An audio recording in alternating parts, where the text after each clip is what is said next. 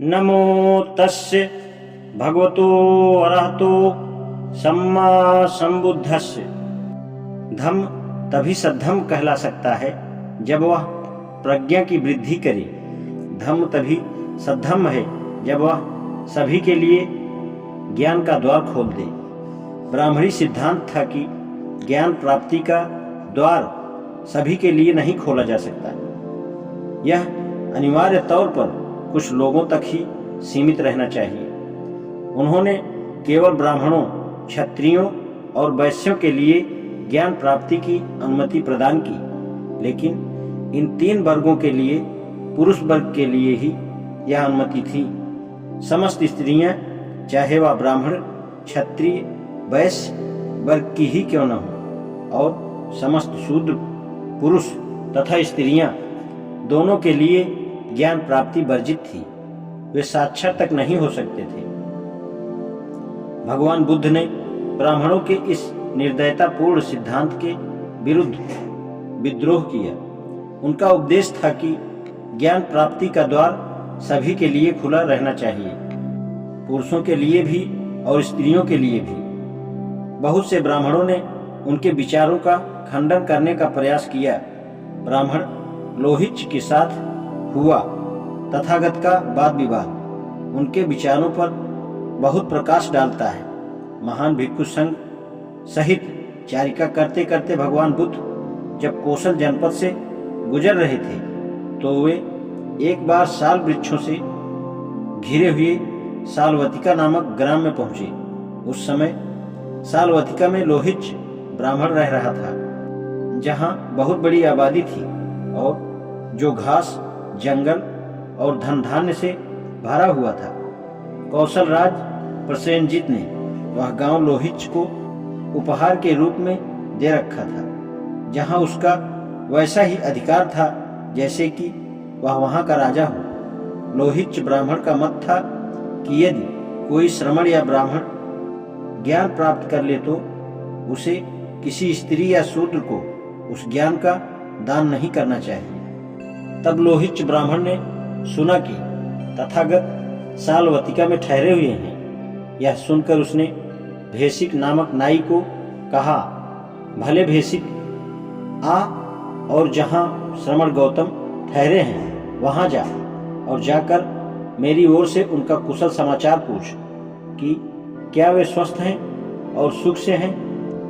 तदनंतर भिक्षु संघ सहित तथागत को कल के भोजन के लिए लोहिच ब्राह्मण की ओर से आमंत्रण दिया। नाई ने कहा, बहुत अच्छा महाराज। लोहिच ब्राह्मण का कथन स्वीकार कर भेषिक नाई ने वही किया जो उसे करने के लिए कहा गया था। तथागत ने मौन रहकर उसकी प्रार्थना स्वीकार की। दूसरे दिन प्रातःकाल चीवर धारण कर पात्र हाथ में ले भिक्षु संघ सहित तथागत बुद्ध सालवतिका पधारे। लोहिच द्वारा तथागत को लाने के लिए भेजा गया भेषिक नाई पग बढ़ाता हुआ तथागत के पीछे पीछे चल रहा था। रास्ते में उसने तथागत को बताया कि लोहिच ब्राह्मण की यह मिथ्या दृष्टि है कि श्रमण अथवा ब्राह्मण द्वारा किसी स्त्री या शूद्र को विद्या नहीं दी जानी चाहिए। भेषिक, ऐसा हो सकता है? तथागत ने कहा। भगवान बुद्ध लोहिच ब्राह्मण के निवास स्थान पर पहुंचे और बिछाए गए आसन पर विराजमान हुए। तब लोहिच ब्राह्मण ने अपने हाथ से भिक्षु संघ सहित तथागत को सब प्रकार का मधुर खाद्य भोजन परोसा और तब तक खिलाया जब तक वे संतृप्त नहीं हो गए। जब तथागत भोजन कर चुके और उन्होंने हाथ तथा पात्र को धो लिया तब लोहिच ब्राह्मण एक नीचा आसन लेकर तथागत के पास ही बैठ गया। इस प्रकार बैठे हुए उस लोहिच ब्राह्मण से तथागत ने पूछा, क्या यह सत्य है जैसा लोग कहते हैं? तुम्हारा यह मत है कि रमण अथवा ब्राह्मण द्वारा स्त्रियों तथा शूद्रों को विद्या नहीं पढ़ाई जानी चाहिए? लोहिच ने उत्तर दिया, गौतम, ऐसा ही है। अच्छा लोहिच, अब तुम क्या सोचते हो? क्या तुम सालवतिका के स्वामी नहीं हो? गौतम, ऐसा ही है। लोहिच, तब मान लो कि एक आदमी कहे, लोहिच, ब्राह्मण का सालवतिका पर अधिकार है, उसे ही सालवतिका से प्राप्त सभी कर और सालवतिका की समस्त उपज का आनंद लेना चाहिए, किंतु दूसरे के लिए कुछ नहीं छोड़ना चाहिए। तो इस प्रकार की बात कहा जाना क्या उन लोगों के लिए खतरनाक नहीं होगी जो तुम पर आश्रित रहते हैं? गौतम, वह उनके लिए खतरनाक होगी। तो क्या ऐसा खतरनाक आदमी उनका हित चिंतक नहीं होगा? लोहिच बोला, नहीं गौतम, ऐसा आदमी उनका हित चिंतक नहीं होगा। जब वह उनकी हित चिंता नहीं करेगा तो क्या उसके हृदय में उनके लिए उनका प्रेम होगा अथवा शत्रुता? गौतम, शत्रुता। तो जो किसी को किसी का शत्रु बनाए, ऐसा सिद्धांत गलत है या ठीक है? गौतम, यह गलत सिद्धांत है। लोहिच, अब तुम क्या सोचते हो? क्या काशी और कौशल जनपद राजा प्रसेनजित के अधिकार में नहीं है?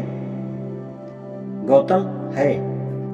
लोहिच, तब मान लो कि एक आदमी कहे, कौशल राज प्रसेनजित का काशी और कौशल पर अधिकार है, उसे ही काशी कौशल से प्राप्त समस्त राजस्व और समस्त उपज का आनंद लेना चाहिए, किसी दूसरे के लिए कुछ नहीं छोड़ना चाहिए। तो इस प्रकार की बात कहने वाला आदमी क्या उन सब लोगों के लिए खतरनाक नहीं होगा जो राजा प्रसेनजित पर आश्रित हैं? तुम और दूसरे सब लोग भी। गौतम, वह खतरनाक होगा। तो क्या ऐसा खतरनाक आदमी उनका हित चिंतक समझा जाएगा? लोहिच बोला, नहीं गौतम, ऐसा आदमी उनका हित चिंतक नहीं होगा। जब वह उनकी हित चिंता नहीं करेगा तो क्या उसके हृदय में उनके लिए प्रेम होगा या शत्रुता? गौतम, शत्रुता। तो जो किसी को किसी का शत्रु बनाए, ऐसा सिद्धांत गलत है या ठीक है? गौतम, ऐसा सिद्धांत गलत है। लोहिच, तो तुम यह बात स्वीकार करते हो कि जो यह कहे कि क्योंकि सालवतिका पर तुम्हारा अधिकार है, इसलिए सालवतिका के समस्त राजस्व और सारी उपज का तुम्हें उपभोग करना चाहिए, किसी दूसरे को कुछ नहीं देना चाहिए। और जो यह कहे कि क्योंकि काशी और कौशल जनपद पर राजा प्रसेनजित का अधिकार है, इसलिए राजा प्रसेनजित को ही काशी कौशल के समस्त राजस्व और समस्त उपज का उपभोग करना चाहिए, किसी दूसरे को कुछ देना नहीं चाहिए। तो ऐसा आदमी उन सब लोगों के लिए जो तुम आश्रित हो, अथवा उन सब लोगों के लिए जो तुम्हारे सहित कौशल राज प्रसेनजित पर आश्रित हैं, खतरनाक नहीं होगा। जो दूसरों के लिए खतरनाक होगा वे उनके हित चिंतक नहीं होंगे और उनके हृदय में शत्रुता होगी। और जो सिद्धांत किसी को किसी का शत्रु बनाए, यह गलत सिद्धांत है। तो लोहिच, जो आदमी यह कहता है कि श्रमण और ब्राह्मण द्वारा स्त्रियों और शूद्रों को विद्या नहीं दी जानी चाहिए, वह आदमी भी उस आदमी के ही समान है। इसी प्रकार ऐसा आदमी उन दूसरों के पथ में रोड़े अटकाने वाला ही होगा और उनका हित चिंतक नहीं होगा। इसी प्रकार ऐसा आदमी उनका हित चिंतक न होने के कारण उनका शत्रु हो जाएगा। और जो सिद्धांत किसी को किसी का शत्रु बनाए, वह सिद्धांत गलत है। आज इतना ही। नमो बुद्धाय।